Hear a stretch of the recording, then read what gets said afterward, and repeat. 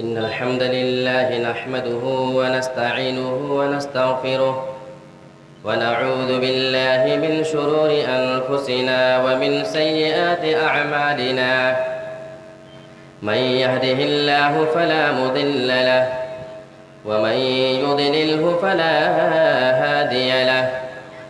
وأشهد أن لا إله إلا الله وحده لا شريك له وأشهد أن محمدًا عبده ورسوله يا أيها الذين آمنوا اتقوا الله حق تقاته ولا تموتن إلا وأنتم مسلمون يا أيها الناس اتقوا ربكم الذي خلقكم من نفس واحدة وخلق منها زوجها وبث منهما رجالا كثيرا ونساء واتقوا الله الذي تساءلون به والأرحام إن الله كان عليكم رقيبا يا أيها الذين آمنوا اتقوا الله وقولوا قولا سديدا يصلح لكم أعمالكم ويغفر لكم ذنوبكم ومن يطع الله ورسوله فقد فاز فوزا عظيما أما بعد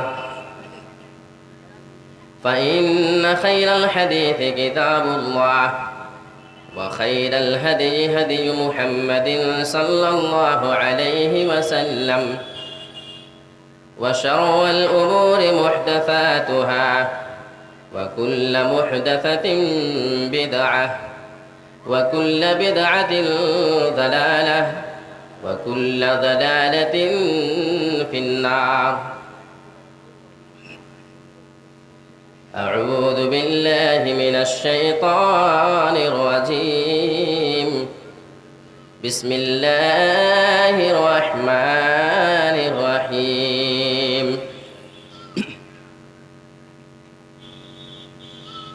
إن الذين يتلون كتاب الله وأقاموا الصلاة وأنفقوا مما رزقناهم سرا وعلانية يرجون تجارة لن تبور رب اشرح لي صدري ويسر لي أمري واحلل عقدة من لساني يفقهوا قولي اللهم رب زدني علما آمین۔ نہایت ہی محترم و موقر صدر مجلس ناظم جلسہ موہن پور اور اس کے قرب و جوار سے تشریف لائے ہوئے نہایت ہی موقر سامعین کرام، رات کے 2 بجے سے زیادہ کا وقت ہو چکا ہے اور اتنی تعداد میں آپ حضرات جو اللہ اور اس کے رسول کی باتیں سننے کے لیے موجود ہیں، یہ اس بات کی دلیل ہے کہ قرآن اور حدیث سننے کا جذبہ آپ کے اندر کوٹ کوٹ کر بھرا ہوا ہے۔ میں آپ حضرات سے گزارش کرتا ہوں کہ جو سائیڈ میں ہے یا ادھر ادھر ہے تو وہ سامنے آ جائیں، چاہے اپنی کرسیاں ہی لے کر کے آنا ہو آپ کو تو آ سکتے ہیں، تاکہ آپ لوگ جب سامنے رہیں گے تو آپ سے بات کرنے میں سہولت ہوگی مجھے۔ آج میں آپ کے سامنے جس موضوع کے تحت کچھ باتیں رکھنا چاہتا ہوں وہ موضوع ہے اسلام کی خوبیاں، اسلام کی اچھی خصلتیں۔ ویسے ہم مذہب اسلام کی بات کریں تو اسلام کی اتنی خوبیاں ہیں کہ اگر اس کو بیان کیا جائے ایک طرف سے تو وہ ختم نہیں ہوگی۔ ان میں سے بعض کو میں بیان کر سکتا ہوں آپ کے سامنے۔ اسلام کی ایک بہت بڑی خوبی یہ ہے کہ یہ مسلمانوں کو آپس میں ایک ہو کر کے رہنے کی تعلیم دیتا ہے۔ صحیح بخاری اور صحیح مسلم کی ایک حدیث ہے، آپ اس حدیث کو اٹھائیں اور دیکھیں کہ اللہ کے رسول صلی اللہ علیہ وسلم نے مومنوں کی مثال کس طریقے سے بیان کی ہے، اور جو رسول نے مثال بیان کی ہے وہ حقیقت میں جو مومن ہوا کرتے ہیں ان کی مثال ہے۔ اب اس مثال کی روشنی میں ہم اور آپ اپنے گریبان میں جھانکیں اور اپنا جائزہ لینے کی کوشش کریں کہ کیا رسول کے بتائے ہوئے طریقے کے مطابق ہمارا اور آپ کا آپس میں معاملہ ہے، ہمارا آپس میں ایک دوسرے کے ساتھ ویوہار ہے یا نہیں ہے تو بہت اچھی بات ہے، پھر ہم رسول کے مطابق سچے مومن ہیں۔ اور اگر ہمارے اندر یہ چیزیں نہیں پائی جاتی ہیں تو ہمیں پھر غور کرنا پڑے گا کہ ہمارے ایمان کے اندر کمی کہاں ہے۔ مثل المؤمنین فی توادہم وتراحمهم وتعاطفهم مثل الجسد الواحد، مومنوں کی مثال آپس میں پیار کرنے کے سلسلے میں، محبت کرنے کے سلسلے میں، الفت کرنے کے سلسلے میں، مثل الجسد الواحد، ایک جسم کی مانند ہے، یعنی دنیا میں پائے جانے والے سارے کے سارے مومن آپس میں ایک جسم کی مانند ہوا کرتے ہیں۔ اذا اشتکا منہ عضو، اگر جسم کے ایک بھی حصے کو تکلیف پہنچ جایا کرتی ہے، جسم کے ایک بھی پارٹ کو، ایک بھی انگ کو اگر کوئی تکلیف پہنچ جایا کرتی ہے، تداعی لہ سائر الجسد بالسہر والحمى، اللہ کے رسول فرماتے جسم کے ایک حصے کو اگر تکلیف پہنچ جاتی ہے تو سارا کا سارا جسم اس کی تکلیف کو محسوس کرتا ہے، وہ اس کی پریشانی کو محسوس کرتا ہے، اور اس جسم کے ساتھ جسم کا سارا حصہ بھی جاگتا ہے۔ یہ بخاری مسلم کی روایت ہے۔ اب ہم ذرا اپنے اندر جھانک کر دیکھیں، کیا ہم اپنے مومن بھائیوں کے لیے اپنے دل میں ایسی محبت رکھتے ہیں؟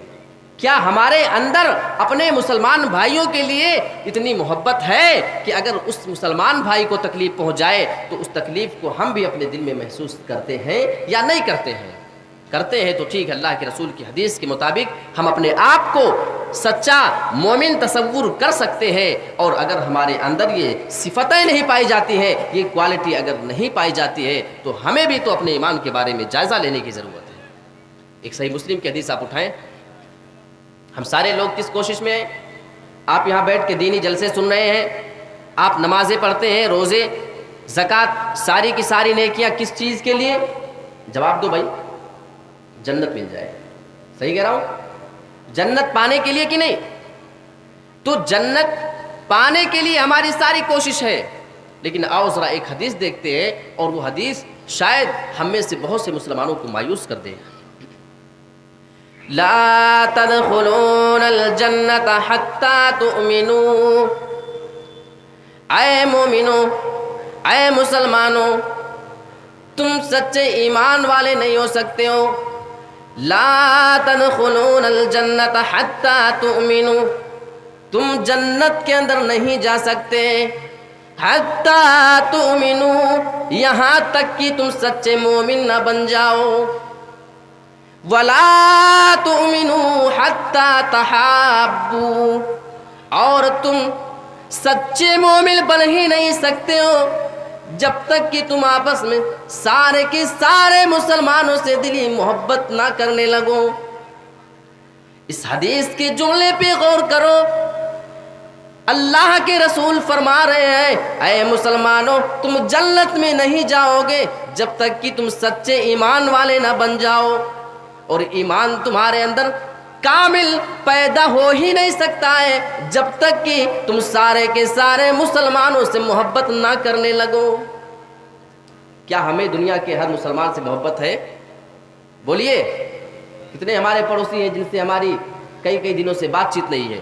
کتنے ہمارے گاؤں میں ایسے خاندان والے ہیں جن کے گھر سے ہمارا اٹھنا بیٹھنا نہیں ہے، جن کے گھر سے ہماری دعوت نہیں ہے، شادیوں میں اٹھنا بیٹھنا نہیں ہے، کھانا پینا نہیں پایا جا رہا ہے، لیکن ہیں ہم سچے مسلمان۔ کیوں؟ کیونکہ ہم 5 وقت کی نماز پڑھتے ہیں، کیونکہ ہم رمضان کے روزے رکھا کرتے ہیں۔ میرے پیارے ساتھیوں، اگر صرف رمضان کا روزہ اور 5 وقت کی یہ نمازیں آپ کو جنت میں لے جاتی تو رسول نے اپنی حدیث کے اندر اتنی سختی کے ساتھ یہ الفاظ نہ کہے ہوتے۔ اور ایک طریقہ اللہ کے رسول بتا رہے ہیں، آپس میں محبت کرنا ہے، آؤ ایک طریقہ رسول بتا رہے ہیں۔ اولا ادلکم علی شیء اذا فعلتموہ تحاببتم، اے مسلمانوں کیا میں تمہیں ایسی چیز نہ بتا دوں،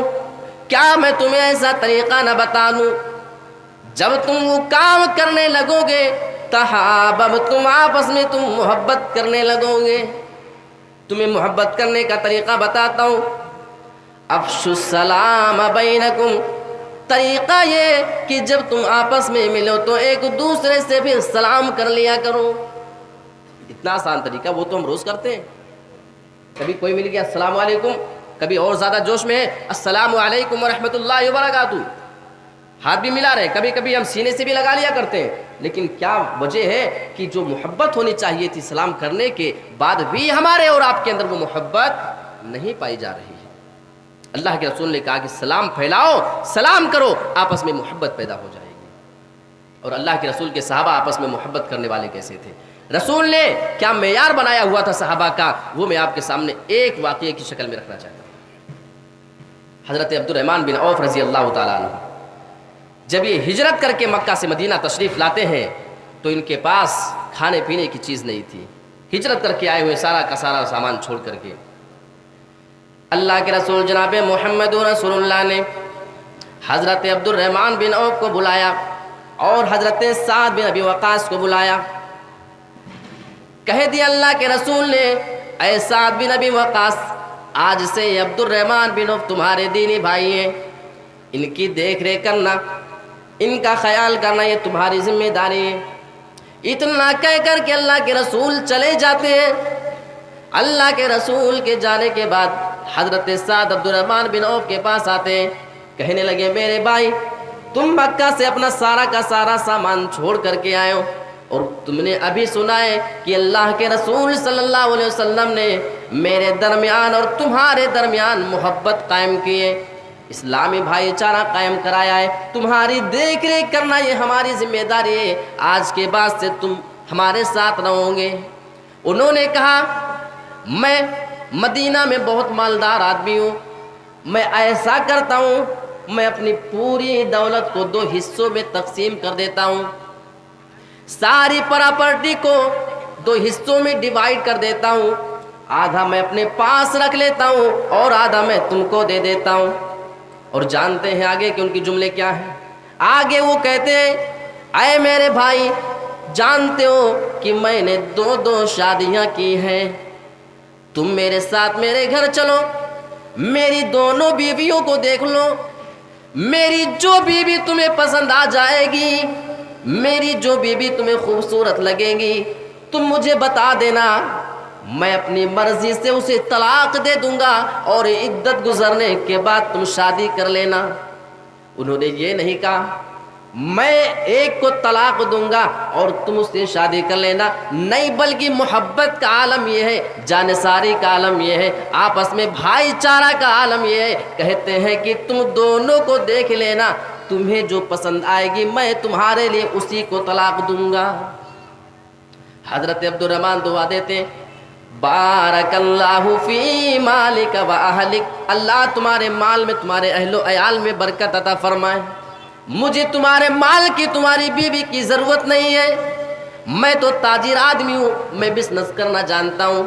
بس تم مجھے مارکیٹ کا راستہ بتا دو، بازار کا راستہ بتاؤ، تھوڑی سی رہنمائی کر دو، تھوڑا سا ہیلپ کر دو، اس کے بعد میں اپنی زندگی گزار سکتا ہوں۔ اس حدیث سے ہمیں 2 باتیں سیکھنے کو ملتی ہیں۔ سب سے پہلی بات یہ ہے اگر ہمارے پاس کوئی مجبور آتا ہے، کوئی لاچار آتا ہے، تو اسلام ہمیں یہ تعلیم دیتا ہے کہ اگر وہ مسلمان ہے، اگر وہ ایمان والا ہے تو اس کی مدد کرنا ہماری ذمہ داری ہے۔ اور دوسرا نقطہ یہ نکلتا ہے جس آدمی کی کسی گاؤں کے لوگ مدد کرے تو اس آدمی کو بھی چاہیے کہ صرف انہی کے سہارے نہ بیٹھ جائے کہ اب تو ہمیں کھانے کو مل رہا ہے، اب تو ہمیں روپیہ پیسہ مل رہا ہے، اناج غلہ مل رہا ہے، ہمیں محنت کرنے کی ضرورت کیا ہے؟ نہیں، بلکہ حضرت عبد الرحمن بن عوف نے جو جواب دیا تھا، میں محنت کر سکتا ہوں، میں روپیہ پیسہ کما سکتا ہوں، تو اس آدمی کو بھی چاہیے کہ تھوڑی سی مدد تو لے لے، لیکن ہمیشہ کے لیے انہیں کے سہارے پہ نہ بیٹھ جائیں۔ تو اسلام ہمیں ان چیزوں کی بھی تعلیم دیتا ہے۔ ایک اور اسلام کی خوبی بتاؤں، اسلام کی ایک خوبی یہ ہے کہ اس نے عورتوں کو بہت اونچا مقام دیا ہے، اور عورتوں کے اندر ماں کو بہت اونچا مقام دیا ہے، اور صرف ماں ہی نہیں بلکہ آپ اگر بات کریں تو اسلام نے والدین کو بہت اونچا مقام دیا ہے۔ قرآن اٹھاؤ، اللہ رب العالمین نے انہی والدین کے بارے میں آیت کریمہ کے اندر ہم مسلمانوں کو تعلیم دی ہے۔ غور سے سنیے گا، اس آیت کریمہ کے اندر میں آپ کو بہت پوائنٹ کی بات بتاؤں گا۔ میں جانتا ہوں کہ وقت کافی ہو چکا ہے، آپ بہت دیر سے سن رہے ہیں، دھیان سے سنیں گے تو یہ پوائنٹ آپ کو سمجھ میں آئیں گے۔